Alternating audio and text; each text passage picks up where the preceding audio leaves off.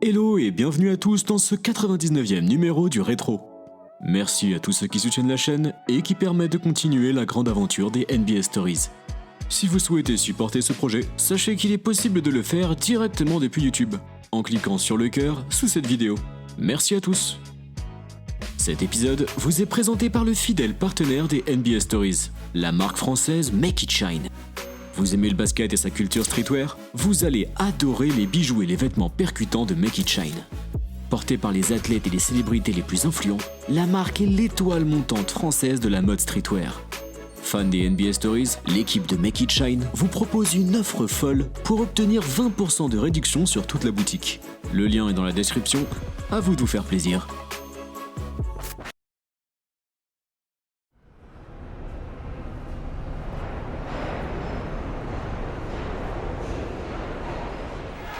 Basketball is back in New York City, my friend. And here's David Stern For with the their announcement. first pick, select Patrick Ewing.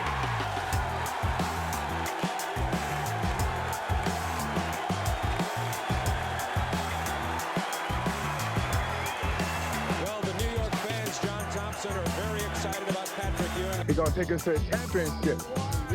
How do you feel you're going to be able to handle that pressure that's put on your shoulders? What pressure?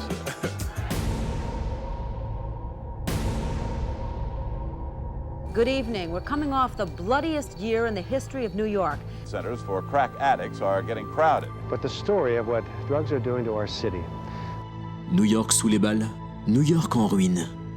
Non, la grosse pomme ne faisait plus rêver grand monde dans les années 80.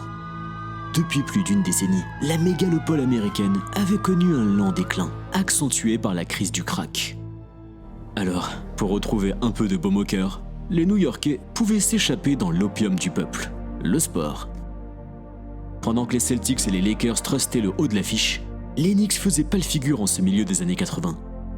La franchise n'avait plus rien gagné depuis près de 15 ans, une éternité, pour une équipe mythique comme les Knicks. Ils avaient besoin de leur Larry Bird, leur Magic Johnson, leur Michael Jordan, ou leur Patrick Ewing.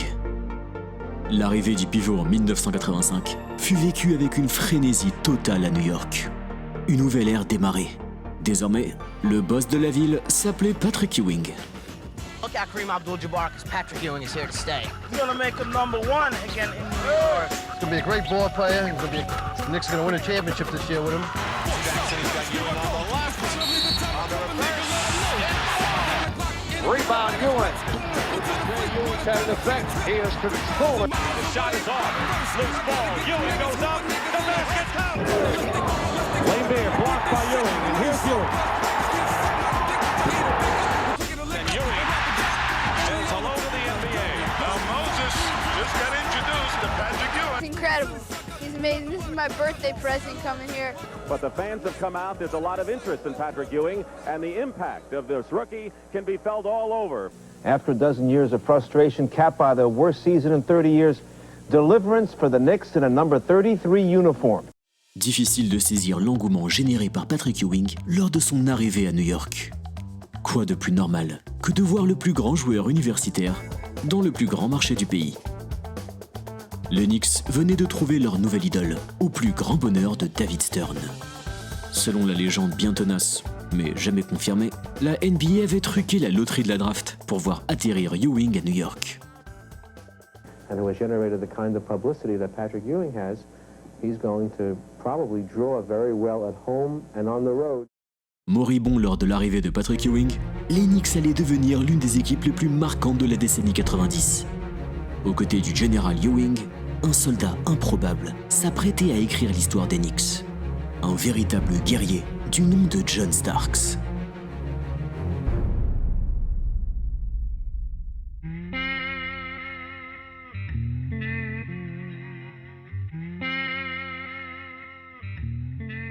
I remember one night, and I told myself, and I got on my knees and prayed, and I asked God to take me out of the situation that I was in. And no sooner than that, the next day, it seemed like things just started happening for me. Ne vous attendez pas à une success story comme les autres en écoutant celle de John Starks. Viré de toutes les écoles, passé par la case prison de nombreuses fois. À 21 ans, Starks était caissier dans un supermarché. Quand j'étais là, à remplir des sacs de course. Je me suis dit, est-ce que c'est vraiment ce que tu veux faire de ta vie? En 1987, Starks, un arrière besogneux, se voit offrir miraculeusement une place chez les Cowboys d'Oklahoma State. L'année suivante, il s'inscrit à la draft, mais aucune équipe ne le sélectionne. Quelques minutes passées sur le banc des Warriors plus tard, John Starks s'éloigna d'une NBA dont il avait tant rêvé. L'arrière effectue alors quelques piges dans des ligues mineures, loin, très loin des projecteurs. I said, eventually my time gonna come again, and when it do, I'm gonna be ready. I'm Carrie Griffith, New York City weather. Somebody please push me in the pool. Warm and humid today, some sunshine too. En 1990, l'histoire de John Starks prend un tournant miraculeux. Les New York Knicks proposent aux joueurs de se joindre au camp d'entraînement d'été. Ce qui ne devait durer que quelques jours deviendra de longues années. The last day, and I felt that I may get cut. So I said, I'm gonna come in here and show these coaches that I want to stay. He caught my dunk, and I came down and twisted my knee. It was kind of like a blessing in disguise because you can't cut you if you're injured. And I'm like, whoa, okay, I accept this injury. Alors voilà que l'inconnu John Starks débarquait dans la grosse pomme. Et son premier match avec le maillot des Knicks ne pouvait pas être plus annonciateur.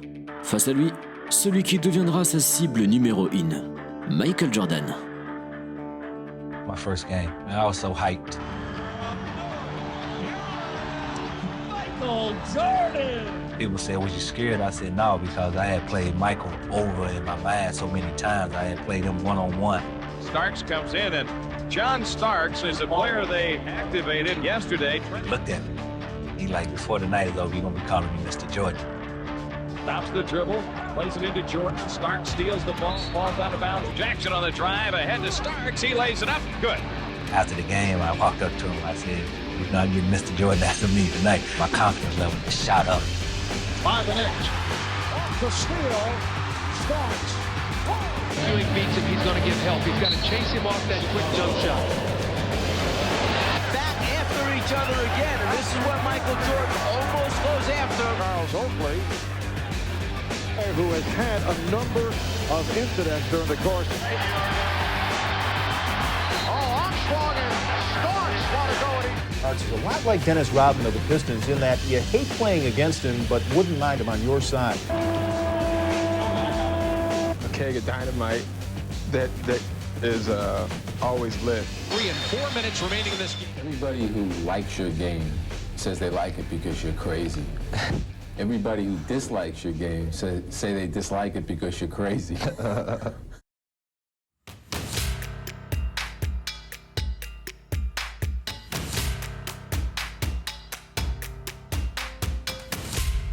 The New York Knicks are very proud to announce today the appointment of Pat Riley as head coach of the New York Knicks. Des victoires, Pat Riley en avait déjà beaucoup dans son CV.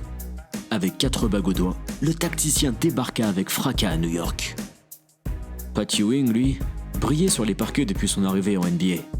Et à ceux qui disaient que le pivot manquait quelque peu de caractère, John Starks trouva parfaitement sa place chez les Knicks. Rentre dedans, super actif, toujours provocateur, celui qui était arrivé anonymement devint rapidement le chouchou du public new-yorkais.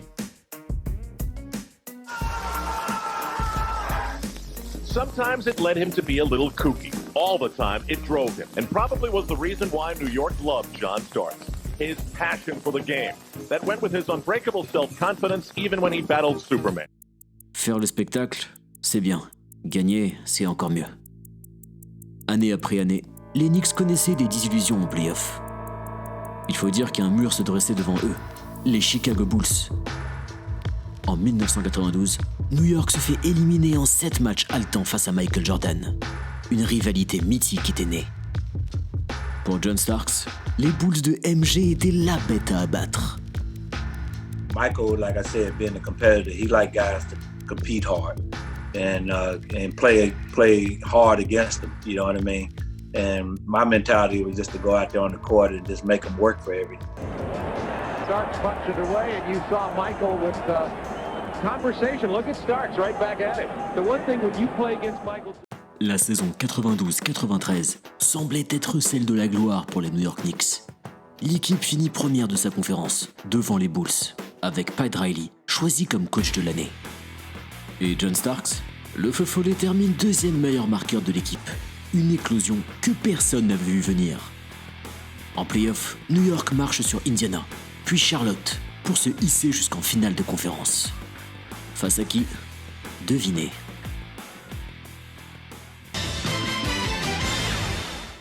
This is the NBA on NBC. The 1993 NBA playoffs. Today, Game 1 of the Eastern Conference Finals between the Chicago Bulls and the New York Knicks. It has been the hottest ticket in town, the toughest Knick ticket in some 20 years. Yes, program, give up, kid. Come in, give up. But he will try to set the tone. The feeling is that Jake O'Donnell Now to 6. Now to 3. Ewing has to force. Yes. Here's the move by Ewing. He was caught. Yes. And it counts. Guarding Starks. Starks. His fourth three-pointer defeat the Bulls in Game 1 of this best of 7. 98-90. Pour espérer vaincre Chicago, il fallait de suite taper un grand coup sur la table. Une première victoire acquise. New York attaqua le deuxième match, gonflé à bloc. Mais les Bulls n'étaient pas du genre à baisser les bras. I was excited about the opportunity of going up 2-0 against Chicago. We knew that it was going to be a tough game because we had just beat them. And right from the start, you could just feel the energy, and everybody fed off it. Was not intimidated by Michael. 5 minutes on this fourth, 2:45 remaining. Ewing. Comme souvent entre Bulls et Knicks, ce deuxième match est serré, haletant, parfois brutal. À 50 secondes de la fin du match, New York mène de 3 points dans un Garden en feu. C'est alors que pour sceller cette victoire de prestige, John Starks entra dans la légende. Coach Riley, wanted to go pick and roll with me and Patrick Ewing. Side pick and roll that we were running with Patrick Ewing, and what John did was go away from the pick. We're down to 50 seconds left in the fourth quarter. Starks. Yes. What a move by Starks, who was able to sky to the basket. What a spectacular move. By Starks, who was able to sky to the basket. John Starks with the move of the night to give the Knicks a 5-point lead.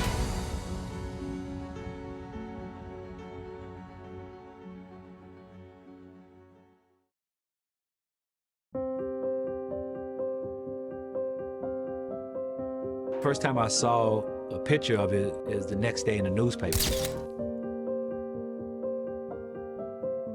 And when I picked it up and saw who was in that photo, I was like, gotcha. The Dunk. Voilà le nom pour désigner cette action de légende. Cette action qui symbolisait le culot monstre de John Starks, la folie du Madison Square Garden, ces Knicks qui se rêvaient à éliminer les si puissants Chicago Bulls. Ewing de nous raconter. Le dunk de John est l'une des actions les plus légendaires du Garden. Je me souviens que le public était devenu fou. Les gens parlent encore du dunk quand ils sont ensemble des décennies plus tard. For that matter, were stars in college, and many of them were first-round picks in the draft, but not John Starks. His basketball resume is hardly a thing of beauty, but Starks has persevered, and he sits now on the verge of NBA stardom. Menant 2-0 face aux Bulls, John Starks et les Knicks vivaient un rêve éveillé. Oui, mais le monstre en Michael Jordan avait le couteau entre les dents. Le 4 juillet 1993, la sentence était terrible. Chicago avait totalement retourné la situation pour éliminer New York 4 matchs à 2. That this was my year to win a championship. We had it right in the palm of our hands, but we let it slip away. Les Knicks, comme tant d'autres équipes, s'étaient cassé les dents face aux Bulls.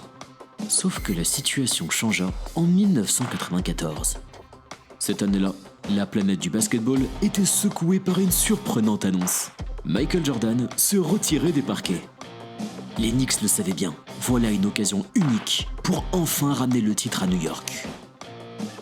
C'est finalement en 7 longues rencontres que la bande à Ewing élimina Chicago en 1994. C'était la libération à New York.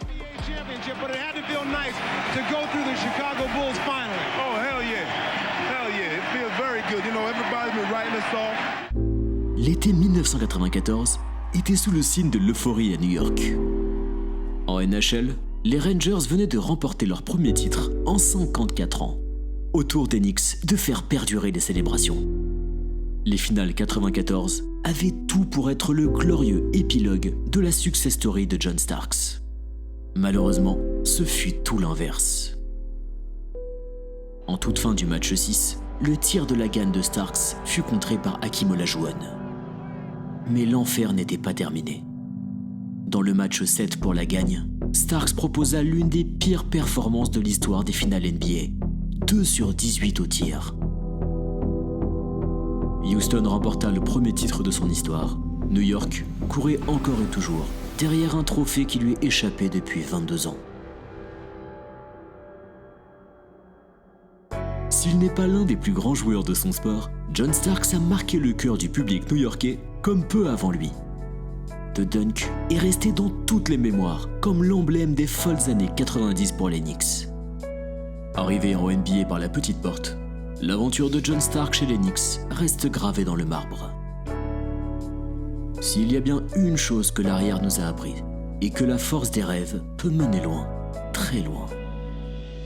Coming from my upbringing and knowing that you had to work for everything and not, concern yourself about failure, knowing that I've been as low as I can go on the totem pole and all I can go is up. And that's how I feel when I'm out there on the court or whenever I do anything in life. I just feel that I can just go as far as I want to go.